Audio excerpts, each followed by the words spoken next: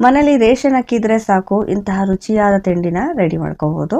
ಘಮಘಮಿಸುವ ಈ ತಿಂಡಿ ಕೆಲವೇ ನಿಮಿಷಗಳಲ್ಲಿ ರೆಡಿ ಕೂಡ ಆಗ್ಬಿಡುತ್ತೆ.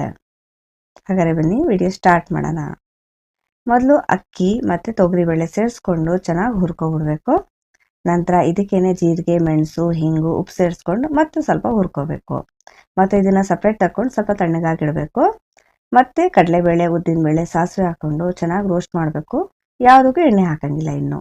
ಈಗ ಇದಕ್ಕೆ ಕೊತ್ತಂಬರಿ ಸೊಪ್ಪು, ಕರಿಬೇವಿನ ಸೊಪ್ಪು, ಹಸಿಮೆಣಸಿನ್ಕಾಯಿ, ಒಣಮೆಣಸಿನ್ಕಾಯಿ ಹಾಕೊಂಡು ಮತ್ತೆ ಸ್ವಲ್ಪ ಡ್ರೈ ಆಗೋವರೆಗೂ ಹುರ್ಕೊಂಡು ಸಪ್ರೇಟ್ ತೆಗೆದಿಟ್ಕೋಬೇಕು. ಮತ್ತೆ ಈ ಅಕ್ಕಿ ಸ್ವಲ್ಪ ತಣ್ಣಗಾದ್ಮೇಲೆ ತರ್ತರಿಯಾಗಿ ಪುಡಿ ಮಾಡ್ಕೋಬೇಕು. ಹಾಗೂ ಈ ಒಗ್ಗರಣೆನ ಈ ಅಕ್ಕಿ ಜೊತೆ ಮಿಕ್ಸ್ ಮಾಡಿ ಪ್ರೀಮಿಕ್ಸ್ ರೆಡಿ ಮಾಡ್ಕೋಬೇಕು.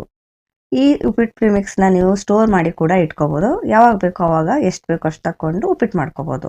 ಇವಾಗ ಉಪ್ಪಿಟ್ಟು ಮಾಡ್ಕೊಳ್ಳೋಣ. ಎಣ್ಣೆ ಬಿಸಿ ಮಾಡ್ಕೊಂಡು ಅದಕ್ಕೆ ಈರುಳ್ಳಿ ಹಾಕೊಂಡು ಲೈಟಾಗಿ ಹುರ್ಕೋಬೇಕು. ಇವಾಗ ಇದಕ್ಕೆ ಬೇಯಿಸಿರೋಂತಹ ಅವರೆಕಾಯಿ ಸೇರಿಸ್ಕೋಬೇಕು.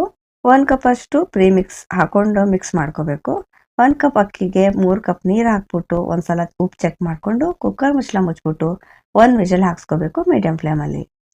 ಈಗ ಲಾಸ್ಟಲ್ಲಿ ಸ್ವಲ್ಪ ಕಾಯಿ ತುರಿ ಹಾಕೊಂಡು ಮಿಕ್ಸ್ ಮಾಡ್ಕೊಬಿಟ್ರೆ ರುಚಿಯಾಗಿ ಘಮ ಘಮ ಅನ್ನುವ ಅಕ್ಕಿ ಉಪ್ಪಿಟ್ಟು ರೆಡಿ ಆಗುತ್ತೆ.